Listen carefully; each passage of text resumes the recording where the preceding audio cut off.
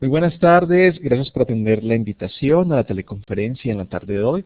Yo soy Alonso Escobar y hoy es 26 de mayo del 2014. Este espacio es gracias a la Gobernación de Antioquia y a la Secretaría Seccional y Protección Social de Antioquia. Hoy tenemos el tema Comunicación para la Salud. Este tema hace parte del Diplomado en Salud Sexual y Reproductiva y la facilitadora que tenemos en la tarde de hoy es Ana Lucía Acosta Bedoya. Ana Lucía es comunicadora social, periodista de la Universidad de Antioquia, tiene un máster en Derechos Humanos de la Universidad de Alcalá, tiene un máster en radio de la Universidad Complutense de Madrid. También es duola, acompañante de parto, duola Caribe Colombia.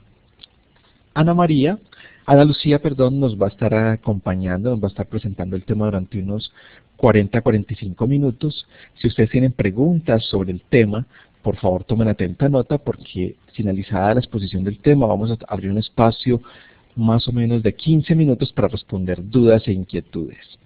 Finalizado el espacio de las dudas y las inquietudes, vamos a poner un enlace para que por favor registren su participación en un formulario electrónico. Esa va a ser la forma de trabajar la tarde de hoy. Les informo que estamos grabando la teleconferencia porque hay personas que no nos pueden acompañar en este horario o de pronto no se pudieron conectar. Sean pues todos bienvenidos y los dejo con Ana Lucía Acosta Bedoya. Ana Lucía, bienvenida. Cambio.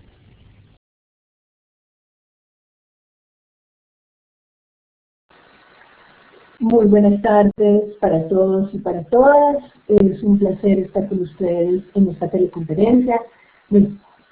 Nuestro primer contacto y bueno, ya espero que en el foro y próximamente en la jornada presencial del 13 y el 14 de junio podamos compartir y conocernos y resolver inquietudes y intercambiar experiencias. Como ya muy bien lo dijo Alonso, mi papel en el día de hoy es facilitar una información, digamos, muy relacionada con mi bagaje, con mi hacer como comunicadora social periodista. Durante muchos años estuve a cargo de la dirección y presentación de un espacio dedicado a la salud sexual y reproductiva, con una perspectiva de género, que le hablaba directamente a los jóvenes sobre el autocuidado y una visión, digamos, muy integral. Digamos que es un asunto básico porque fue reconocido y fue testado por muchos especialistas del área de la salud como ustedes que están ahí en el campo de acción, directamente vinculados desde el corazón, supongo yo, a esta labor, que es todo un reto. Quizás recuerdan los programas, son los programas de la televisión pública regional de Teleantioquia, y digamos que hoy voy a estar con ustedes también compartiéndoles desde allí, desde mi visión como comunicadora, en función de la salud. Hoy hablaremos entonces de la comunicación para la salud sexual y reproductiva de jóvenes y adolescentes, digamos vinculados a esta perspectiva de implementar estos servicios de salud amigables para adolescentes y jóvenes. Entonces, bienvenidos y bienvenidas, vamos a empezar. Empecemos por definir una evolución del concepto de salud. Quiero saber si me están escuchando bien. Una que otra carita feliz me ayuda a saber si vamos por buen camino. ¿Qué tal está el audio?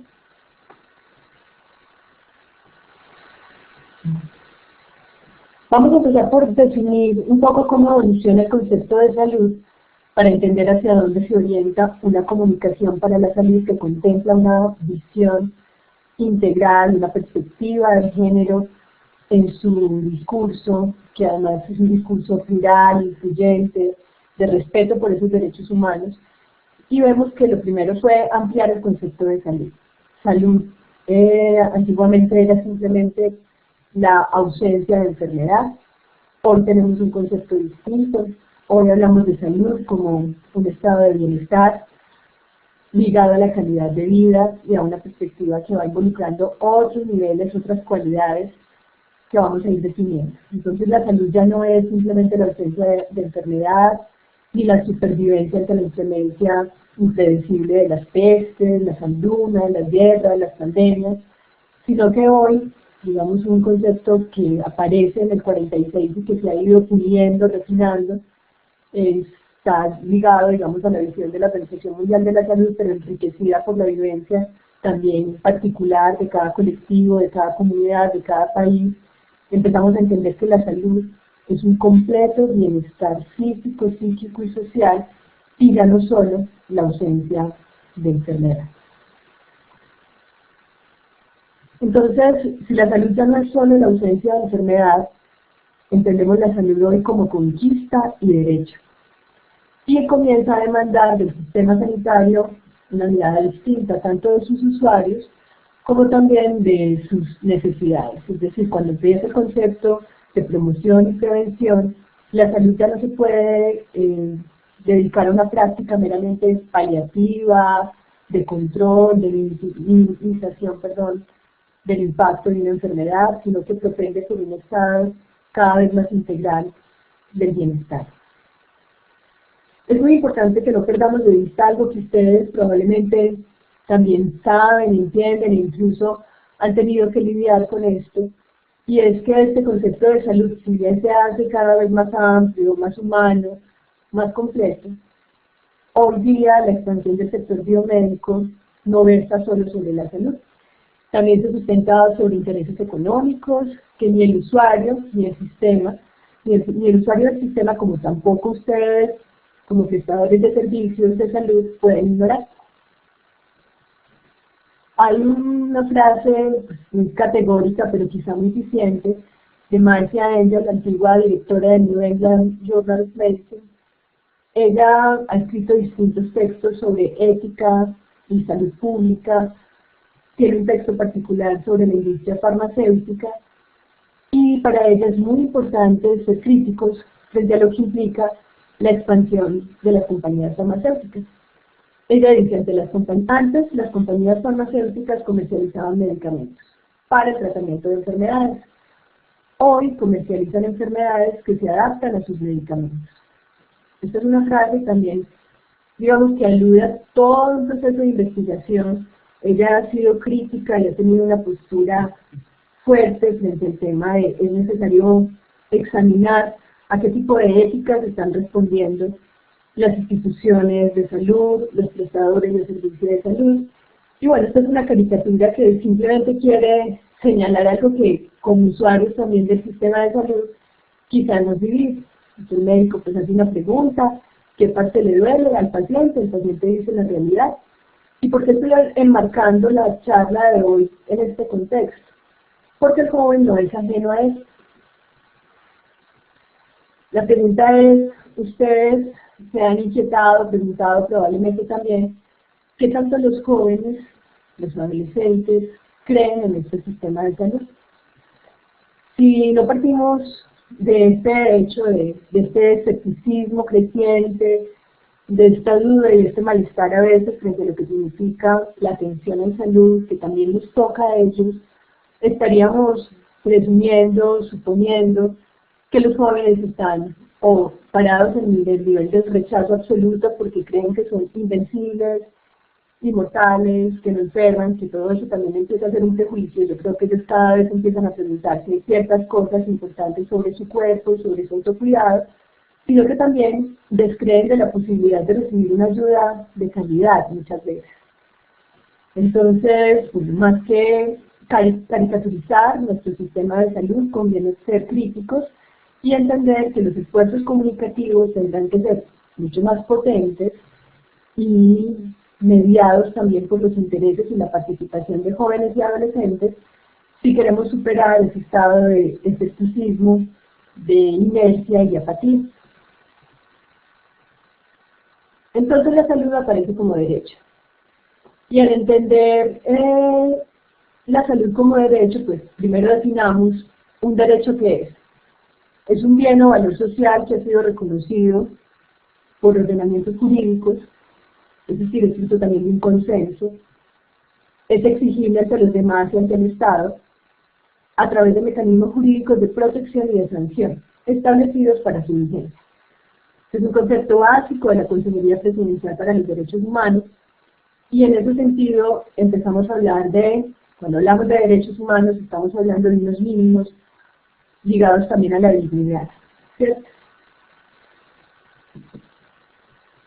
¿Qué pasa si, digamos, al entender la salud como derecho, empezamos por comunicar?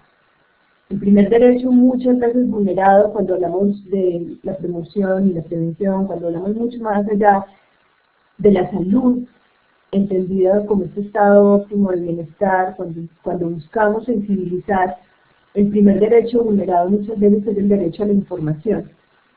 Y entendemos que si un derecho se explica, se promueve, se defiende, se comunica, de antemano estamos garantizando la protección de ese derecho. ¿Cómo incide en este proceso la equidad de género? ¿Cómo incide en este proceso de comunicación y protección de estos derechos humanos, sexuales y reproductivos una perspectiva de equidad de género? Lo han visto a lo largo del diplomado. Este diploma tiene un énfasis en este sentido. ¿Por qué? Porque cuando empezamos a hablar de equidad de género, empezamos a movilizar unas barreras muy claras en el ejercicio de otros derechos, los derechos económicos, los derechos civiles, políticos, y en esa medida contemplar una sexualidad que implica una remoción, un cambio, una transformación de esas representaciones sociales que siguen fortaleciendo procesos de inequidad, procesos de abuso, procesos de maltrato, que tocan lo familiar, pero que también tocan, por lo tanto, otras esferas de lo social.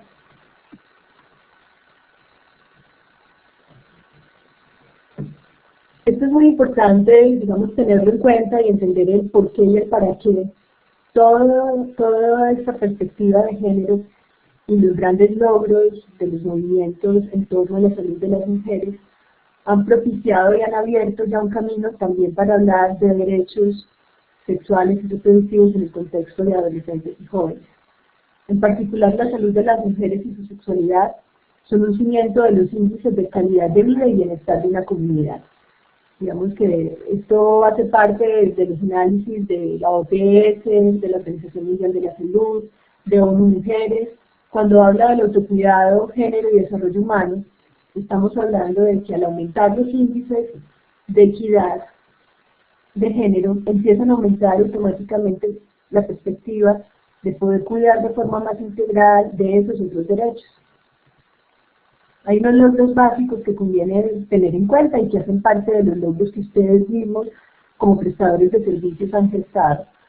Y si hoy tenemos índices de desarrollo ligados al género, como índices de potenciación relativos a las mujeres, hay una mayor concienciación colectiva del ejercicio pleno y responsable de la sexualidad. Hablamos ya de prevención, diagnóstico y tratamiento de las ITS. Hablamos de maternidad deseada y sin riesgo. Buscamos reducir los índices de mortalidad materna y fetal. Y hay una mayor atención a la mujer, no solo en su edad reproductiva. También avanzamos en legislaciones frente al aborto como un problema de salud pública.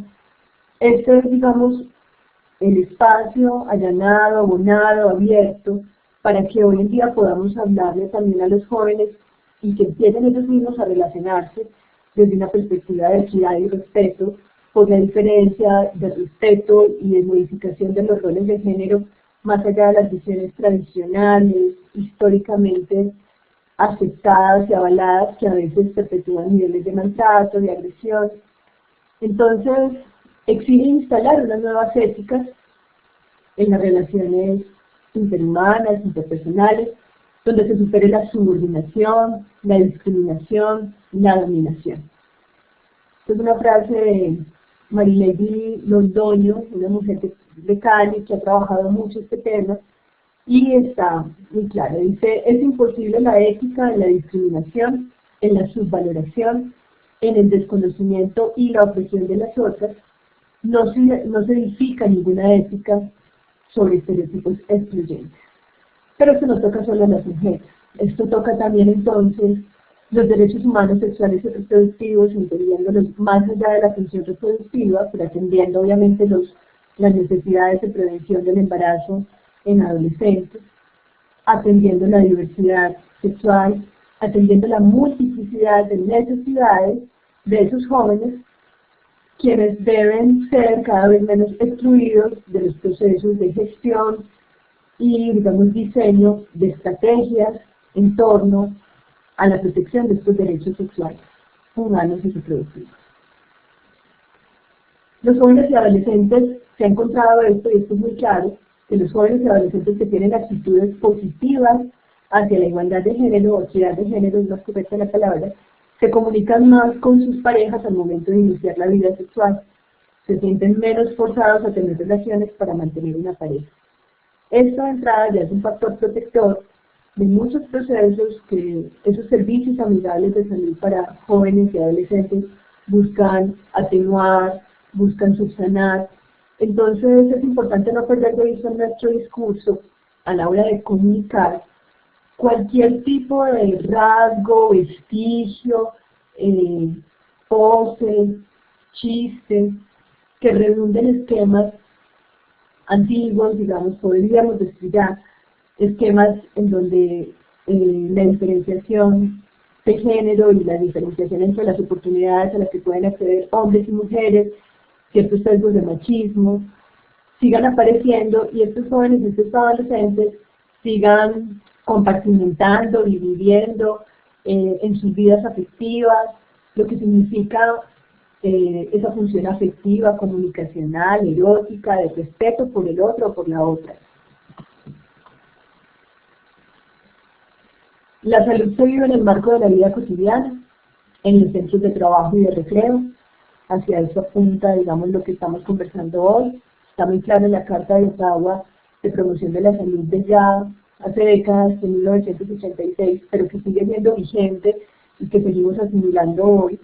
Este asunto de la sexualidad, entendida como una faceta de la vida humana transversal a todas las construcciones sociales, no solo de lo íntimo, lo privado, sino también de lo público. Entonces, y la salud también hace parte de esos espacios de trabajo, de esos espacios de recreo, de esos espacios de educación en la escuela. También una propuesta para comunicar en tema de derechos sexuales y reproductivos debe procurar ser transversal. Ustedes están desde las instituciones, digamos, prestadoras de servicios de salud, pero esto debe empezar a integrarse a otros ejes de acción, a otras instituciones. Debe haber un esfuerzo también intersectorial para que esto dé resultados realmente coherentes. La salud también es el resultado de los cuidados que uno mismo se dispense y también le dispense a los demás, de la capacidad de tomar decisiones y controlar la vida propia, y de asegurar que la sociedad en que uno vive ofrezca a todos los miembros la posibilidad de gozar de un buen estado de salud. ¿Qué es entonces la comunicación para la salud? Es el uso y el estudio de las estrategias de comunicación para informar e influir sobre decisiones individuales y colectivas que la mejoren. Vemos que esto es una definición básica que aparece en el Instituto Nacional de Cáncer de Estados Unidos en el 2004. Estamos hablando entonces de una capacidad, una potencia para influir sobre esas decisiones individuales, y una vez que incide sobre esas decisiones individuales, en este caso de los adolescentes y jóvenes, empieza a mejorar lo colectivo, en este caso en la perspectiva del municipio, en la perspectiva del departamento. Yo sé que hoy también hay personas de otros lugares del país que están escuchando y viendo esta teleconferencia, así que cualquier visión aporte al final será muy importante porque nos permite enriquecer estos conceptos. Hay unos conceptos ligados a los objetivos básicos de la comunicación para la salud. Y estos son incrementar el conocimiento de la población sobre un tema relacionado con salud. En este caso estamos hablando de sexualidad, entendida también como una posibilidad de construir ciudadanía, un asunto que no solo toca lo genital, lo biológico, lo corporal, sino que también toca lo relacional, lo social, por lo tanto, y lo que busca una comunicación para la salud en este sentido es influir sobre las percepciones, creencias y actitudes que pueden cambiar esas normas sociales que han hecho que un joven, una chica o un chico asuma una vida sexual sin ningún tipo de protección, ya no solamente la prevención de un embarazo, sino también la prevención de una infección de transmisión sexual. Es necesario entonces como objetivo también apoyar el aprendizaje de habilidades de salud. Otros objetivos claves son reforzar conocimientos, actitudes y conductas, es decir, hay una competencia básica que tiene que ver con el conocimiento. También hay una competencia básica que tiene que ver con lo cognitivo, y es que estos chicos y estas chicas logren entender qué están sintiendo, cuáles son esos sistemas de pensamiento, esas ideas, esos prejuicios que están poniéndolos en algún momento en riesgo, que ellos puedan, por lo tanto, tener un beneficio palpable de cambio en sus conductas, que se sientan motivados a la acción y también a la comunicación, es decir, que ellos puedan empoderarse para poder tomar decisiones claras frente a una situación puntual, frente al inicio de la vida sexual, frente a un proyecto de vida, que están totalmente vinculados. La idea es también que puedan abogar por una posición en un tema y políticas de salud, es decir, que ellos participen del diseño de estas políticas, que se incremente la demanda de los recursos de los servicios de salud, es decir, que ese escepticismo del que hablábamos al comienzo pueda diluirse porque se sienten cercanos y a esa institución que está prestando ese servicio y que puedan acercarse a él sin mayor miedo o tabú y refutar los mitos e ideas equivocadas. Hay unos alcances y hay unos límites en la comunicación. Al ser la comunicación, digamos, la función que nos define como seres humanos, es una función que tiene tantas posibilidades como heridas, como complejos, como baches, vacíos. Entonces, si bien la comunicación no es una varita mágica, puede movilizar en una estrategia pensada, sentida, con sentido para esos chicos y esas chicas que lo sientan vinculado a su vida práctica, útil, que puedan hacer un uso práctico y cotidiano de lo que están escuchando frente a sus cuerpos, que no sientan esas infecciones como un asunto por allá que solo le pasa incluso como a las células y que pareciera no tuviera nada que ver con ellos directamente, con su vida cotidiana, con su proyecto de vida. Entonces empezamos a aterrizar la comunicación y esa comunicación puede empezar a promover en esa ciudadanía conductas saludables para prevenir enfermedades, mejorar la calidad de vida. Sin embargo, no puede garantizar que los individuos adopten efectivamente esas conductas. Es decir, la comunicación promueve, comunica, difunde, pero ya la garantía de que esos individuos adopten esas conductas, digamos que escapa un poco a las manos de ese proceso de comunicación. También podemos informar a los usuarios del sistema sanitario sobre cuándo demandar atención y cómo hacer un uso adecuado de los recursos, pero no se puede asegurar que así lo hagan, ni compensar la atención sanitaria inadecuada o el acceso insuficiente a los servicios de salud. Este aterrizaje es importante, ¿por qué? Porque lo primero que hay que atender también es la salud mental y emocional del prestador de servicios de salud que está inmerso en un sistema que tiene unas dificultades. Esto no es partir de la limitación, sino reconocer que hay que delimitar el alcance. Entonces, es necesario que cualquier estrategia de comunicación delimite el alcance para que los mismos gestores de esa estrategia estén atentos a no caer en niveles de frustración y expectativas no satisfechas, sino que puedan lograr paso a paso, de acuerdo a sus capacidades, movilizar asuntos, en este caso a través de la información. Un paso básico en los procesos de comunicación, pero tampoco quedarse allí. Es decir, ir asumiendo paso a paso lo que se puede hacer desde ese proceso de comunicación.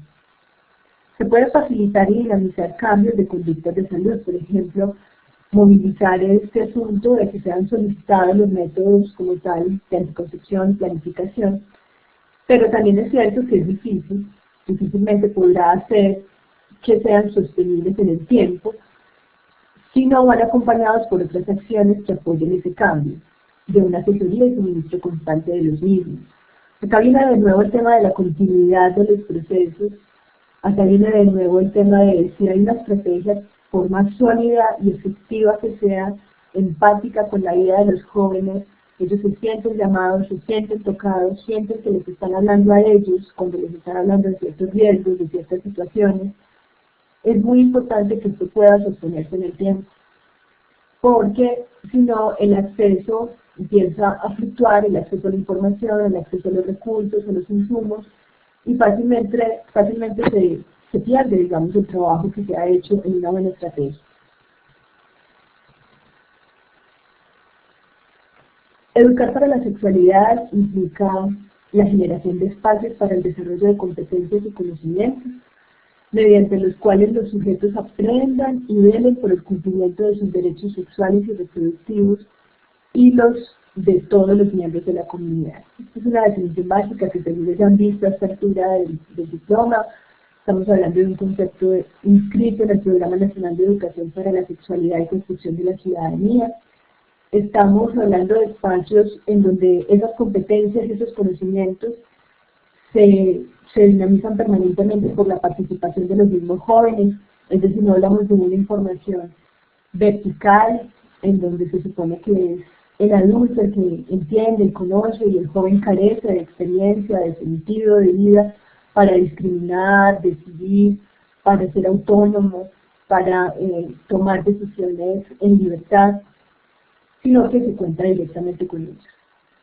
Entonces existen modelos de comunicación y ustedes están en posibilidad de elegir cuál es el modelo de comunicación que más fácilmente logra concretar con ese joven como partícipe esencial de este proceso, como principal perceptor de lo que ocurre con su vida, con su cuerpo, con sus afectos. Entonces podemos decidir escoger una comunicación que degenera más en una acción bastante común, jugando con la palabra comunicación, que termina siendo superficial, impositiva, controladora, o por el contrario, elegir un modelo de comunicación que habla justamente de la común acción con el otro y que fortalece el tejido social. Para elegir también es importante diferenciar. Hay un modelo de comunicación totalmente informacional que pretende cambiar la realidad con el solo recurso de poner en circulación una serie de mensajes a través de distintos soportes tecnológicos. Entonces, podemos sacar piezas para radio, para prensa, para televisión, para internet, con una información puntual acerca de los riesgos del virus del papiloma humano, por ejemplo. Y sencillamente asumir que con solo informar que el 70% de la población ha estado en contacto con el virus, que el hecho de iniciar la vida sexual ya te pone en riesgo. Creemos que ese modelo informacional, con el solo hecho de estar, digamos, actualizando o informando a los jóvenes o a los adolescentes frente a este tema, bastaría para ser eficiente. Sin embargo, pues, detallemos un poquito el modelo para analizar qué tanto es así, ¿cierto? Entonces, de nuevo, pues esta caricatura dice la comunicación lo es todo, que se da desde un emisor a un receptor, llamado antes receptor, hoy hablamos de perceptor, por un determinado canal, con un código común, y en este esquema lineal, que es muy simple, emisor, estímulo, respuesta, lo que hacemos es instrumentalizar la comunicación, pretender que a partir de este efecto las conductas, las percepciones y las acciones realmente se modifiquen. Y al ser tan lineal, pues nos perdemos de algo muy importante, y es qué pasa con el otro. Entonces este modelo tiene ciertos vicios, unos vicios muy claros asociados a una especie de conductismo, en donde el emisor es considerado como el actor principal de la comunicación, con una capacidad para modelar y dirigir a su placer, de acuerdo a su esquema de valores, sus creencias, la conducta del receptor, y, digamos, basta, ¿cierto? Ahí está, ahí queda. El otro está ahí como una especie de tabula rasa, asumiendo que lo que el otro dice es la palabra científica, la verdad, es lo que hay. Sin embargo, ese otro está en una multidimensionalidad de saberes, con todas las funciones que tiene la sexualidad, que no es solamente la función reproductiva, que está la comunicativa, que es básica, cómo ese ser se relaciona con otros, consigo mismo, cómo se comunica, cómo se escucha a sí mismo, cómo escucha a los demás, dónde queda la función afectiva, la erótica, dónde quedan esas otras funciones en este esquema, ¿cierto? En donde el otro simplemente pareciera captar información y ya. Los medios masivos como actor primordial, junto con los médicos se considera que las grandes fuentes de poder con capacidad para influir en la sociedad son los medios masivos de comunicación, especialmente hoy día Internet y televisión. Ellos también juegan un papel de saber, de la palabra, digamos, de Dios. En este caso, pues la caricatura también lo dice. Vemos a veces lo que sale en estos medios, empecemos por nosotros mismos, como primeros perceptores también de información. ¿Qué tanto creemos lo que sale en televisión? ¿Qué tanto asumimos como verdad lo que vemos en Internet? ¿Qué tanto la palabra del médico, más que ser un acompañante, termina dictando un proceso de pronto no asimilado frente a el autocuidado? Es decir, actuamos de forma reactiva con nuestra salud nosotros mismos. No nos damos la oportunidad de averiguar, informarnos frente a eso que es un diagnóstico, un pronóstico médico. Y el saber se vuelve una fuente de poder que genera una relación desigual en donde, con base justamente en ese saber y reforzada por simbologías como la bata, un lenguaje enredado, los pacientes se quedan, digamos, en un nivel de subordinación, de no reconocimiento de su papel activo dentro del proceso de la salud misma. Y este es de nuevo un esquema informacional en donde básicamente recibimos información y a partir de eso, muchas veces por simple reflejo o miedo, actuamos. Y repetimos este esquema constantemente con los jóvenes. Otros vicios, pues está el tema de centrarse exclusivamente en la información, y esta visión instrumental lo que hace es negar un aspecto muy puntual, es el proceso de cambio comunitario. Ese individuo está inmerso en una comunidad, ese chico sale de una asesoría y se encuentra con su grupo de amigos del colegio, de la cuadra, de su municipio, con las, con las dinámicas de manejo del tiempo libre que se dan en ese contexto social. Y ese modelo informacional no le ofrece a él la posibilidad de generar una posición autónoma y crítica frente a eso otro que hace parte de su comunidad, y por lo tanto no es tampoco un gestor de ese proceso del cambio que muchas veces no solo requiere él como individuo, sino también su comunidad. Entonces, comunicar para la gestión del cambio social es todo un proceso. La imagen habla de eso. Es importante que sin prisa, pero sin pausa, esos agentes de cambio que son cada uno de ustedes, que se van a engranar y a conectar con las necesidades de esos adolescentes y jóvenes, puedan pensar pies en tierra, de acuerdo a las afinidades, aspiraciones, gustos, deseos, sueños, anhelos de esos jóvenes, la posibilidad de gestar un proceso, una estrategia de comunicación que a su vez gestione un cambio social. Un cambio en donde esa comunidad empiece a ser en sí misma un entorno protector de eso que como institución, como servicio amigable de salud, estoy promoviendo, estoy comunicando, estoy anhelando que simplemente que trascienda la consulta médica y se lleve a la vida de estos ciudadanos y ciudadanas como jóvenes de ese entorno, de ese municipio. Comunicar para la gestión del cambio es todo un proceso, y entonces en la etapa 1 el modelo informacional sirve. Es un modelo que en esa primera etapa, claro que cumple un papel, no vamos a dejar de informar, el conocimiento es básico dentro de las competencias para la construcción de ciudadanía en torno a la sexualidad. Y estos individuos allí conocen determinada temática o realidad frente a su sexualidad, y esto debe ir acompañado por una generación de cambio en las representaciones, lo que abre la posibilidad de que surja la voluntad de adoptar una nueva conducta. Cuando hablamos de un cambio en las representaciones, es que ellos ya a nivel cognitivo comienzan a apropiarse del conocimiento y empiezan a disentir de esquemas de agresión, de acoso sexual, de acoso escolar, de sexismo de nuevo, de discriminación por género, por apariencias, empiezan a modificar sus visiones y representaciones frente a lo que significa el placer, ser un chico o una chica deseado o deseada, ser capaces de construir una relación de pareja, sentirse bien, sentirse cómodos con su cuerpo, con su autoestima. Y por último, la acción hacia el cambio, que además requiere ya de un apoyo social para que sea sostenible en el tiempo. Ellos, digamos, empezarán a ser parte de todo un proceso también de multiplicadores, de difusores a través de sus propias vidas o de proyectos específicos de comunicación, de dinámicas que fortalezcan la salud sexual y reproductiva en términos de derechos en su localidad. Ellos también pueden hacer parte de la acción y no simplemente ser receptores de información. El modelo relacional habla de esto justamente.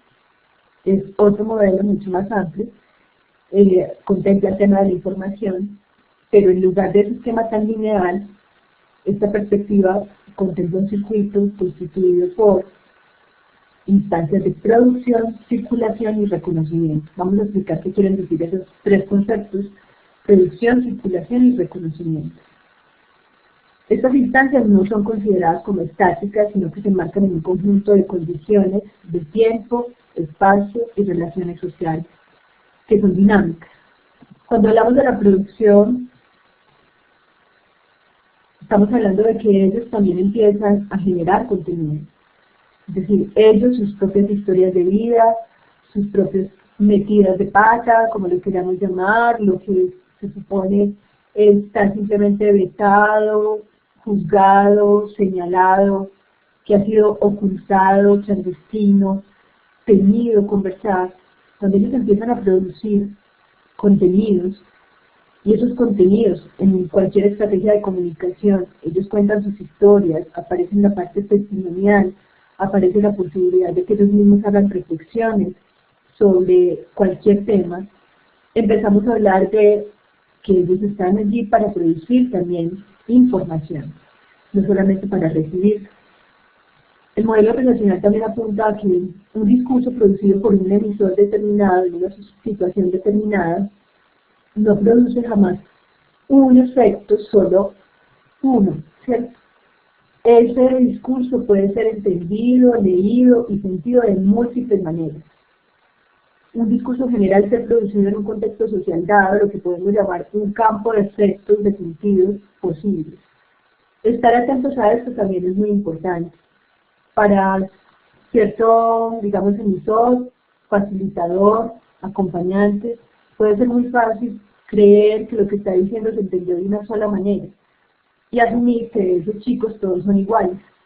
Pero no es lo mismo hablar del inicio de la vida sexual para una chica que acaba de iniciar su vida sexual con su novio, tienen ambos 14 años, a hablarle a una chica que fue abusada sexualmente por su padre del inicio de la vida sexual.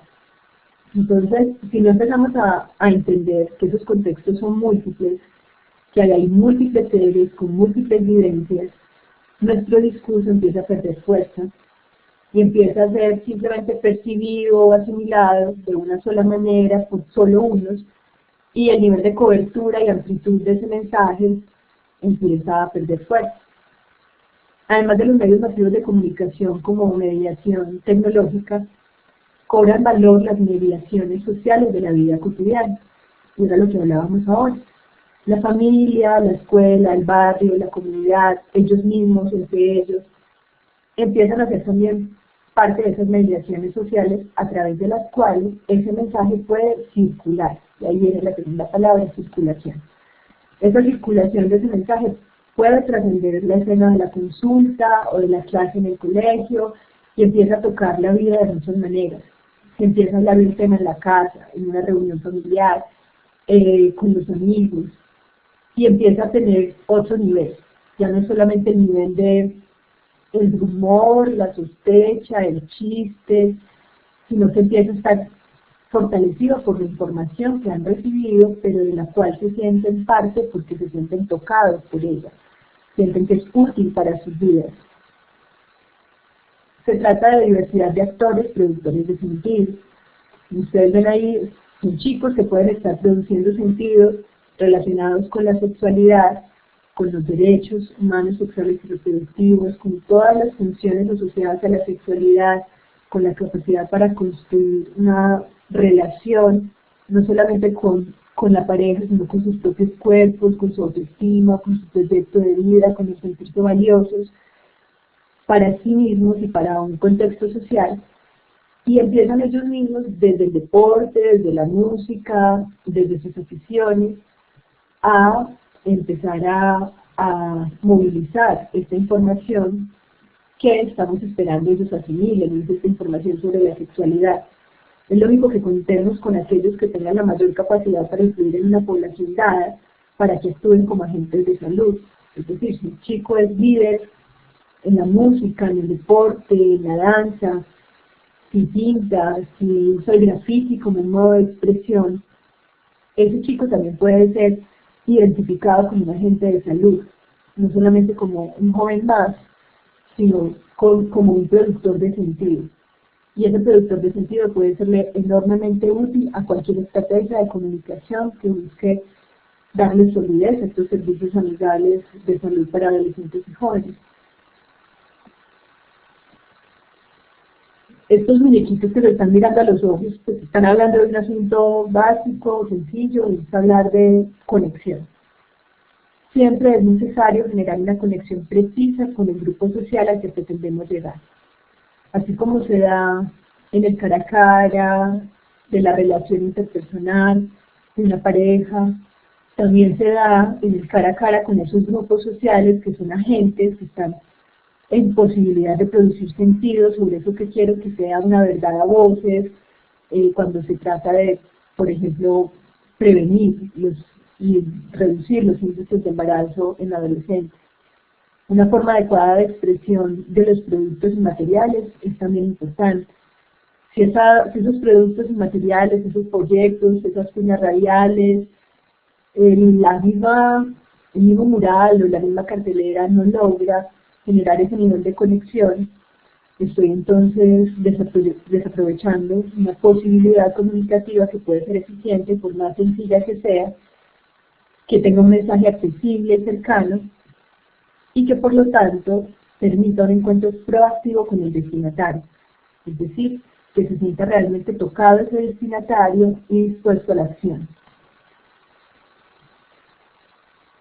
Aquí hay, digamos, una cartilla muy especial de un modelo producido por la Comunidad Autónoma del Gobierno Vasco, en España,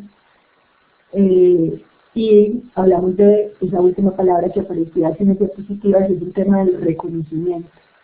Una vez se produce un sentido, se produce una información, una vez se pone a circular, viene el proceso de reconocerla dentro de la vida propia, es decir, de recogerla y asimilarla, incorporarla, empezar a hacerla parte de la vida.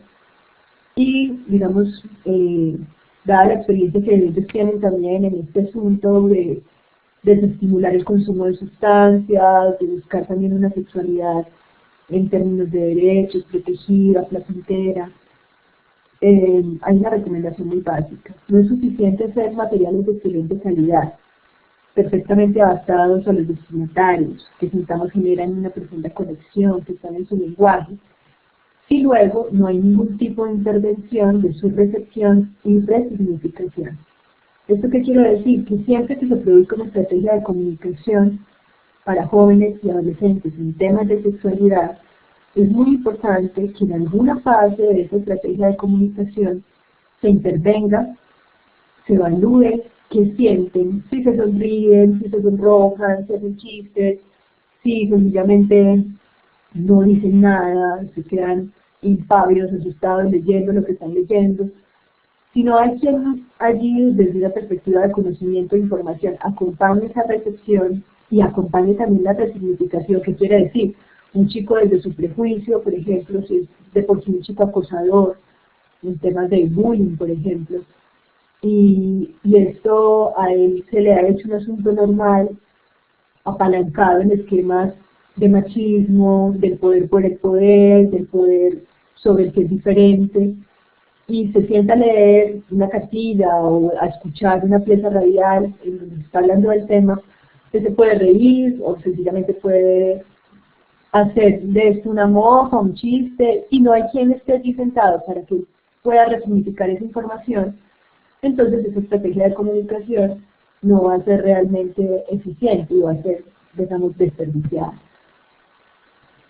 Es esencial entonces intervenir, y aquí aparece pues la figura del docente, con estos chicos que están bastante jóvenes, digamos que esto es en el escenario educativo escolar. Sin embargo, esas instancias, estos servicios amigables se les pueden generar espacios de encuentro, de conversación, en donde ciertos materiales y ciertos productos también necesiten de la presencia de un multiplicador, tutor, asesor, consultor en el tema, y que pueda de alguna manera en la instancia de reconocimiento intervenir cuando los destinatarios entran en contacto con estos materiales.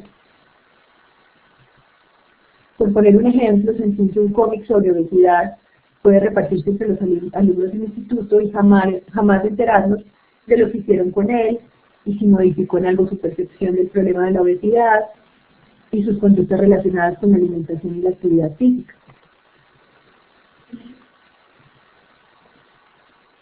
La otra, digamos, posibilidad para circular sentidos e información, productos puntuales que busquen a los chicos de manera empática, que se sientan conectados, son las redes sociales. Las redes sociales constituyen unas nuevas mediaciones que pueden tener un potencial enorme en la producción de cambios de conductas, porque a su carácter masivo se le agrega la posibilidad de dirigirse a públicos segmentados por intereses, por edades, por afinidades, por temas de discusión, por actividades puntuales de tiempo libre, es decir, también puedo sectorizar la información por grupo poblacional, hombres, mujeres. Esto es una posibilidad, sin embargo, digamos, es importante tener una ruta clara para simplemente no empezar a circular información sobre en redes sociales sobre sexualidad que no tenga un foco claro y que no tenga en cuenta también los riesgos que entraña este tipo de mediación social. El estudio que realizó UNICEF frente al tema de Facebook, por ejemplo, puntualmente, dice que el contacto con los amigos es la principal motivación para el uso de esta herramienta. Amigos que ya se tienen, amigos que se recuperan, conocidos que se frecuentan poco en forma personal. No es tanto, digamos, ir a la búsqueda, que también a veces es un prejuicio. Todo el que se mete, todo chico o chica que se mete a una red social está en riesgo de ser contactado por alguien desconocido o entablar unas citas a ciegas. A veces ocurre, sí, pero a partir del prejuicio de que ese es el mayor riesgo, realmente ahí también hay unos potenciales sobre la circulación de información con esos que ya se conocen y que a veces es difícil hablar de ciertos temas cara a cara.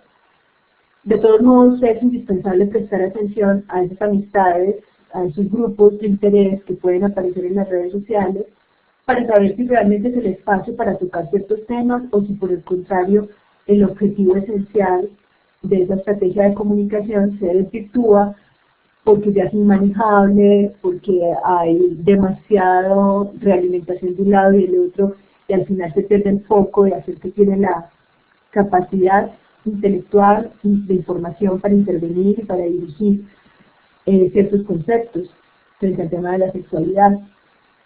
Hay algo importante de todas formas frente a lo que ellos pueden generar a través de ese espacio. De nuevo esta caricatura dice: mamá, te abrió el Facebook que tanto querías. Cuando cumplas 18 te doy la contraseña.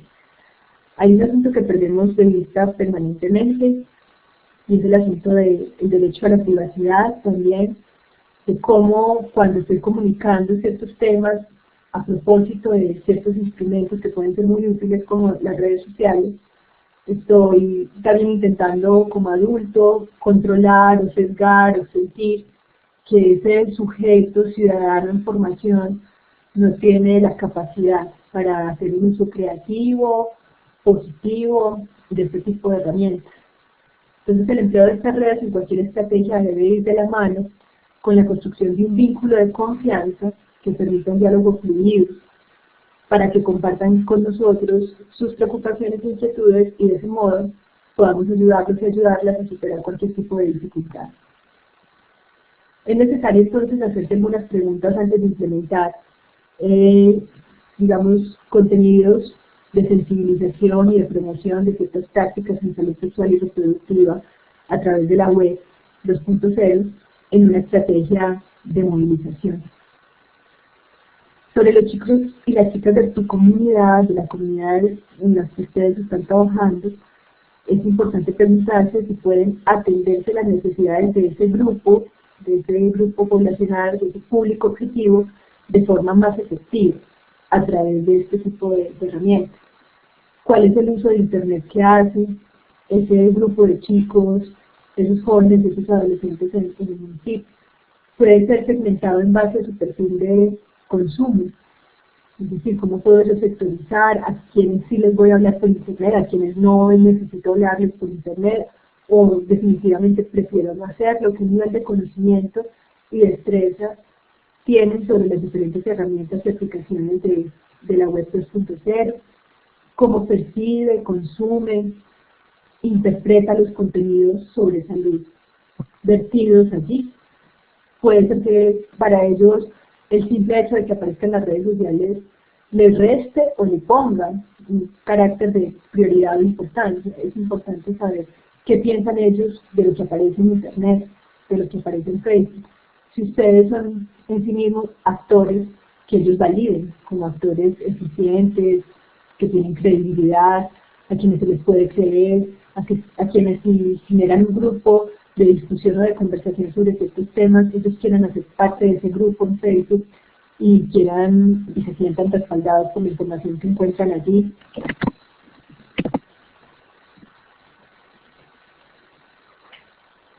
Algo clave para no desgastarse en estrategias que pueden ser más costosas, dependiendo de los insumos y los recursos que se tengan a la mano, es preguntarse cuál es la relación coste-beneficio del uso de los medios sociales para el desarrollo de un programa de comunicación y divulgación para la salud, y en este caso para la salud sexual y reproductiva. Se pueden afrontar los diferentes gastos de producción y cuál es el nivel de dificultad en su implementación.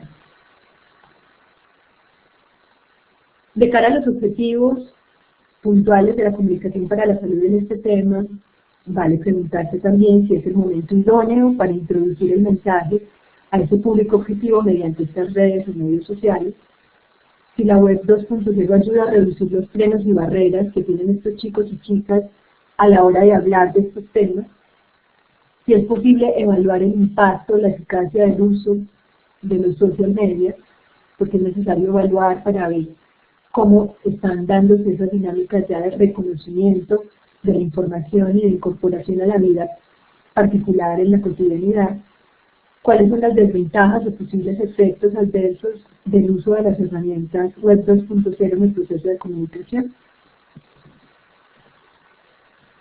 Cualquiera que sea la estrategia de comunicación, es importante que reconozca la diversidad de producción de sentidos.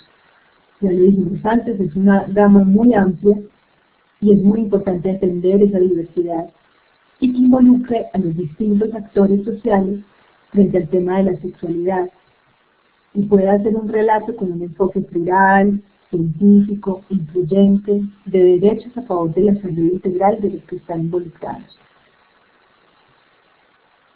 Se trata entonces de comunicar para el empoderamiento. Se trata de informar, educar, acompañar, disfrutar, que es muy importante que perdamos de vista también esa función afectiva y erótica de la palabra cuando estamos hablando de temas de salud, cuando estamos hablando de temas en donde aparece más fuerte el significado y la fuerza de la palabra riesgo, peligro, enfermedad, y en este caso muchas veces emulando a todo esto la palabra embarazo, y perdemos entonces la capacidad de conectarnos con el otro en esa producción y circulación de esos sentidos y por lo tanto en el reconocimiento de esos sentidos, de esas representaciones en conjunto con los jóvenes acerca de su sexualidad.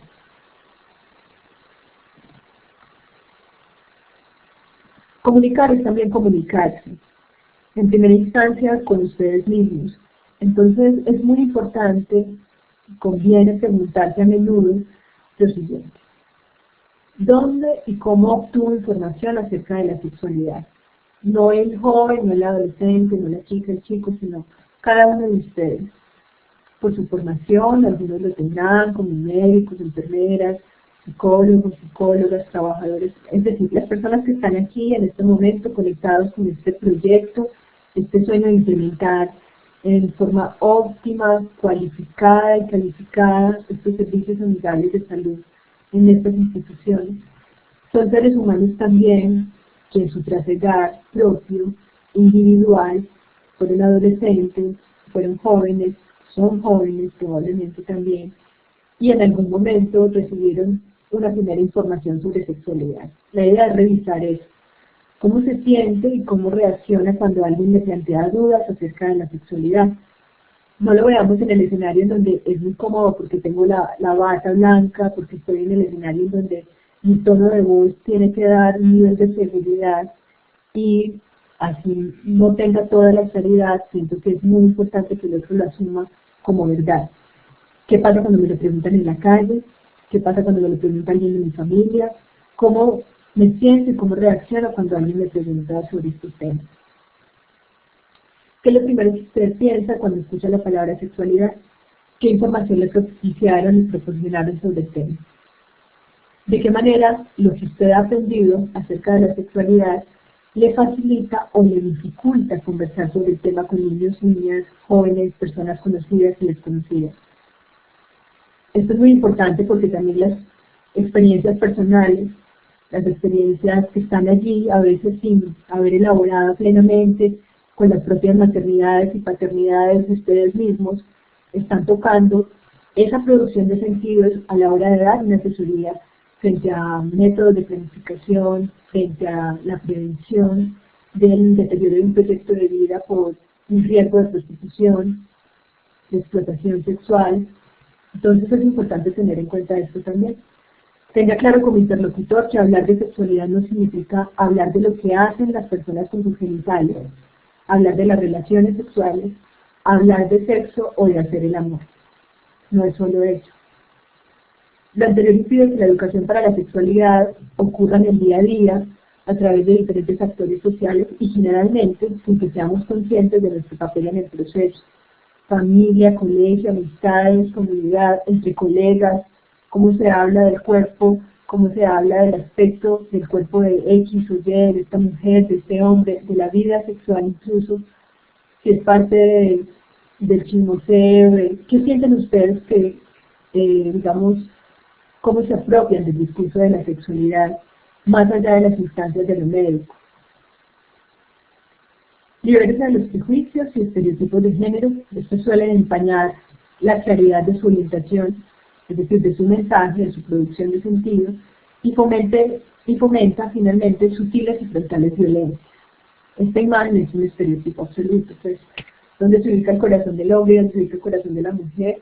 Este tipo de cosas lo que hacen es deteriorar una comunicación amplia, que propenda por relaciones de equidad, en donde los estereotipos sobre las masculinidades y las feminidades ya no son solo uno, sino que se habla de una diversidad y de un acceso en igualdad a las oportunidades, a la confianza, a la credibilidad del otro, de la otra, al iniciar una relación de pareja.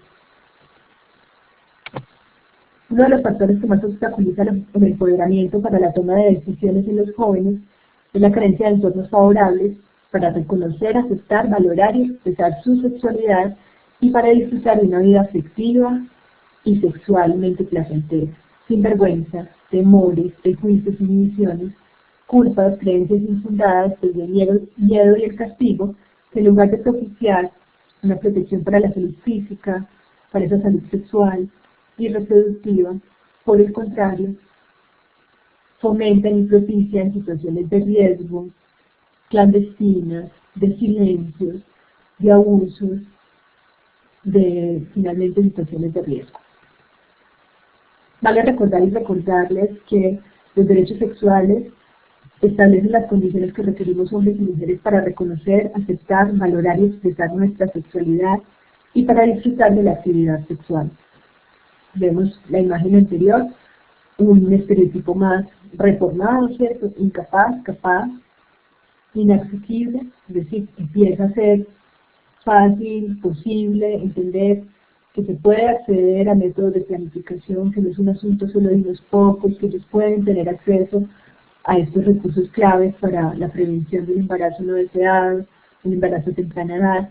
Recuerde que todas las personas sin distinción de ninguna índole tenemos derecho a la libertad y autonomía y a la expresión emocional y sexual, a la integridad y seguridad, a la igualdad y equidad, a la libre asociación, a la información y a la educación, y a la atención integral en salud sexual. Esto fue parte de una campaña de Profamilia y empieza entonces también a replantear la posibilidad de vivir en las coordenadas adecuadas, psicosociales, físicas, la experiencia de la maternidad, sintiéndose en coordenadas oportunas, vitales, creativas. Los derechos reproductivos definen las condiciones que merecen las personas para decidir en forma autónoma si desean o no tener hijos, cuántos desean tener, cómo o con quién desean procrear y el espaciamiento de los nacimientos. Ustedes lo saben, estos derechos humanos, sexuales y reproductivos son universales. Todas las personas nacemos con los mismos derechos, en este caso que son indivisibles, porque todos los derechos son igualmente necesarios para la vida, no hay uno más importante que otro, están integrados y hacen parte de la dignidad de una persona e interdependencia. Tiene que ver también con lo que estaba diciendo, cómo se relacionan entre sí. Esto es como la información que les tenía para compartir hoy. Hay un par de casos en el foro, casos que aluden a la información que les traje, pero también a los textos que les anuncié de la invitación para el foro. Son dos casos puntuales, casos que quizás les suenen conocidos, la historia de Jimena y de Cristina, situaciones donde lo físico está implicado, pero también lo psicológico, lo emocional. Y me encantaría que, conforme a lo que hemos visto acerca de qué significa comunicar para la salud, desde dónde comunico, cómo lo comunico, podamos darle respuesta a las preguntas que hay ahí en el foro. Estoy segura que tienen muchísimas experiencias, información y también, diría yo, sabiduría que viene por el día a día del trabajo en situaciones de límite, con pocos recursos a veces, pero seguramente con mucho talento humano dispuesto a hacer las cosas mejor y a implementar unos servicios amigables de salud de acuerdo a las necesidades de estos adolescentes y jóvenes de nuestro departamento. Entonces, voy a hacer cambio para que Alonso nos dé la información también y nos dé paso a las preguntas. No sé si hay preguntas por aquí. ¿Algún comentario? Y para que tengamos también el enlace para que tengamos en cuenta su asistencia. A ver si miro.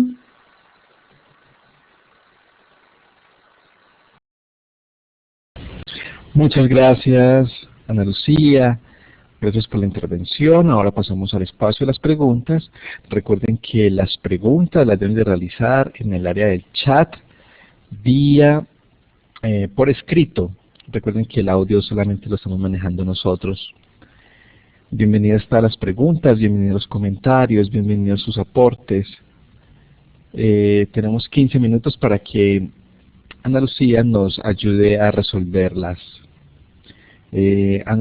Después de las preguntas, vamos a colocarles el enlace para que por favor registren su participación, registren su asistencia. Muchas gracias y le doy cambio a Ana Lucía. Cambio. Gracias a ti, Alonso, y a cada uno de los participantes en esta sala, a los que permanecieron, a los que han ido y venido, a todos bienvenidos. Espero que la grabación quede en óptimas condiciones y puedan también, digamos, revisar la información con calma. Voy a darle clic a cada uno de los pantallazos con bibliografía o enlaces que les puedan permitir en algún momento profundizar en estos contenidos.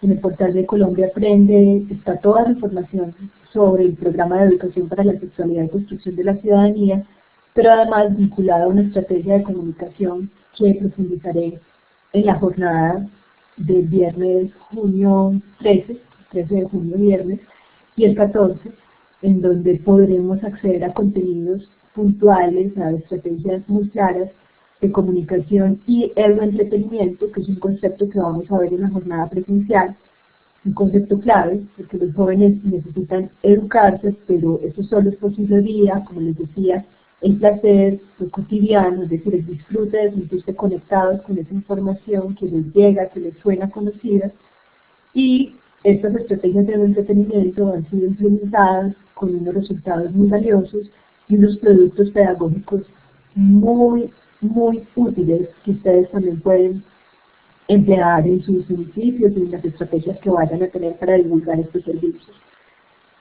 También hay unos autores claves, digamos, de los cuales extraje conceptos básicos sobre comunicación y salud, y estos son modelos de estrategias de intervención. Y bueno, el tema como tal de género, que también nos aporta muchísimo a una visión cada vez más integral e integradora de la palabra para la sexualidad, para la comunicación en términos de equidad, respeto, especialmente respeto por la diferencia, entendiendo la sexualidad como parte vital de la libertad de expresión de un ser humano y por lo tanto su engranaje con lo social, su posibilidad de crear también en sociedad, no solo a nivel individual. Quedamos entonces, no veo por aquí comentarios o preguntas, todo está súper claro.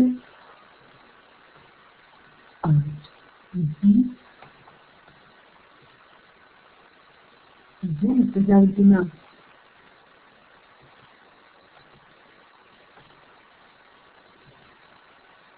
Esta es la última diapositiva que tenía. Y también entonces los invito a revisar la información, a que se conecten con los campos del foro, que creo que les van a dar la posibilidad de entender. Muy bien, por acá dicen muchas gracias, muy buena la presentación. Marta. Muy bien, Marta, muchísimas gracias a ti también por tu participación y por tu asistencia. Yo espero que... ¿Cómo se protege un médico? Me preguntan aquí también. ¿Cómo se protege el médico legalmente a dar información de sexualidad ante los padres?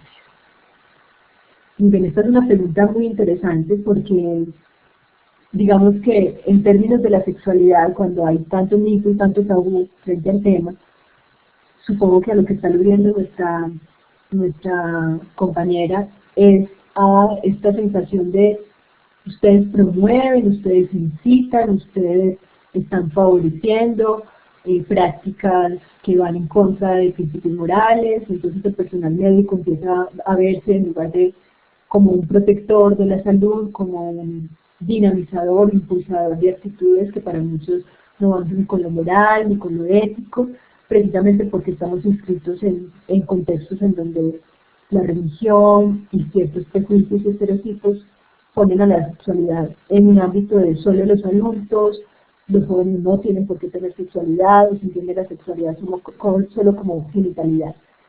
Yo creo que ahí es importante, primero, pues en términos legales, no diría yo que haya un procedimiento puntual de una demanda frente a una información básica que no está manipulando ni condicionando la actitud del joven, es decir, no hay jurisprudencia por informar, o sea, no hay casos en donde yo simplemente informé, el joven toma la decisión, ¿cierto? Sigue habiendo un consentimiento que pasa primero por la autonomía del joven. Creo que dependiendo de la demanda, podríamos responder y sería más fácil para un abogado o un jurista explicarte exactamente qué tipo de reacción puede tener, pero el médico no está vulnerando un derecho ni está poniendo en riesgo su situación legal por cumplir con su deber a la hora de informar, ¿cierto? Si estamos hablando de informar simplemente, no tendría que haber ninguna acción legal, porque lo que está propiciando esta información es justamente un empoderamiento para que sea el joven, el adolescente el que decida. Esto es muy importante. Quizá no es bien visto, quizás señalado, quizás visto como arbitrario por el prejuicio colectivo de sus padres, cultural, moral, pero de entrada el derecho a la información es un derecho primero para ese sujeto de derechos que es el adolescente o el joven. Entonces, en este caso, como médico se está protegiendo un derecho del joven, no se está vulnerando. No sé si respondí tu pregunta, ¿cómo hacer para manejar una comunicación asertiva en personas con poca educación y docentes poco capacitados en esos temas? Ahí lo que está diciendo nuestro compañero Reiner es algo, digamos, clave. Parte de la dificultad es que nos toca a veces hacer el papel primero de ser los educadores de los educadores, o los educadores de los mediadores, y de esos seres que van a ser esos personajes de la vida escolar, esas personas que tienen poca educación, sea papá o mamá que acompañan a un adolescente, tendrán que ser los primeros receptores de ese mensaje. Entonces estamos hablando de que esta comunicación para la salud no puede pensarse solamente en términos del joven o del adolescente, no puede ser solo empática con ellos, porque si no es empática, es decir, si no conecta, no es entendible, no es clara para ese educador, para ese cuidador, para esa madre, ese padre, ese docente, entonces no va a haber quien intervenga de manera clara, les ayude a apropiarse de eso que se les está diciendo, y termina siendo un teléfono roto. Se le habla muy claro al adolescente, pero el adolescente luego va y comparte con el docente, y el docente termina generando ruido si tiene poca información. Entonces, de nuevo, hay unos alcances y hay unos límites, reglas, y es importante entender que si hay acceso a ese adulto que va a estar mediando y acompañando a ese joven, pues tendrá que ser ese adulto también una persona a acompañar y a sensibilizar mínimamente en los tiempos posibles que se tengan. Si no, vamos de nuevo a que hay cosas que escapan totalmente al alcance de ese prestador que está haciendo una sensibilización en un ámbito muy reducido. Poco a poco iremos entendiendo que la sexualidad es transversal a todos, y esos proyectos de educación en esas instituciones educativas tendrán que ser lo suficientemente fuertes como para que ustedes tengan apoyo realmente en los docentes y no generadores de ruido. Espero haber sido medianamente clara pues en la respuesta, y esto es un tema que podemos tocar en la jornada presencial. Desde San Rafael quiero saber qué tan pertinente es la modalidad de consulta diferenciada. Yo creo que este es un tema que vamos a desarrollar conforme tengamos los juegos de roles y los cambios en la jornada presencial. Me parece importante como dejar ese temita para ese encuentro, para poderlo profundizar lo suficiente, que eso es clave también, aprender a reconocer qué tipo de contexto facilita más la transmisión de esa información, puntualmente en la consulta diferenciada. Bien. Sería importante contar con esta información para el trabajo con el recurso humano de los servicios de salud amigables. Así es, Juliet, esta es la idea. O sea, la idea justamente es que que esta información les sea útil a la hora de implementarla con el talento humano de esos servicios amigables en salud, que ellos puedan apropiarse también. Tienes toda la razón. Si ellos como tal no están también empapados, si esto no toca todo el circuito, uno de ustedes puede tener una mejor intención a la hora de llevar esta información y otro sencillamente contradecirlo, ¿cierto? Entonces, eso denota incoherencia, eso genera malestar en en ese usuario joven que es difícil de captar, y entonces lo que hace es desestimular. Una vez pueden estar muy contentos con uno de ustedes y después cambia la figura del emisor y sencillamente se sienten en otro lugar, con otra información. A veces se pueden sentir regañados por unos y por otros entendidos, escuchados. Entonces, sí, hay que procurar pues, generar unos estándares de calidad en la comunicación de todos los que hacen parte de ese talento humano, de ese recurso humano, de estos servicios de salud mental.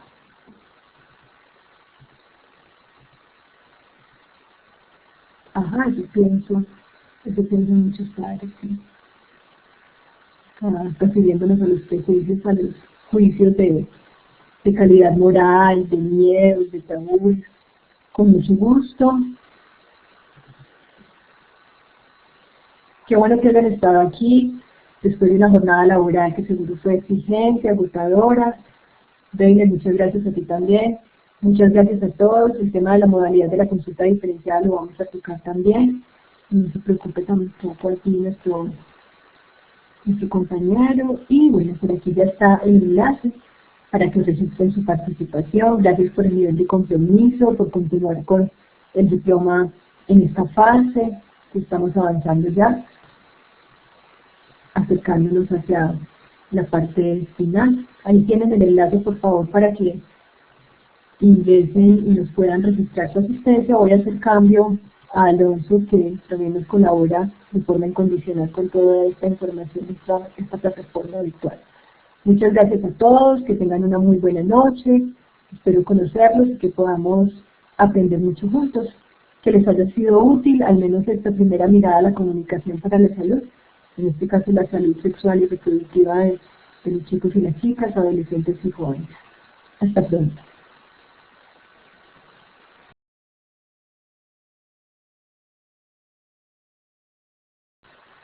Voy a hacer cambio a Alonso por si tenemos alguna otra información que darles a nuestros compañeros de la sala. Gracias, Ana Lucía. No, simplemente decirles que por favor registren su participación en el enlace que les he estado colocando en la red del chat. Y una vez registren su participación, los invito a que abandonen la sala. Que tengan todos una feliz noche. Muchas gracias a todos.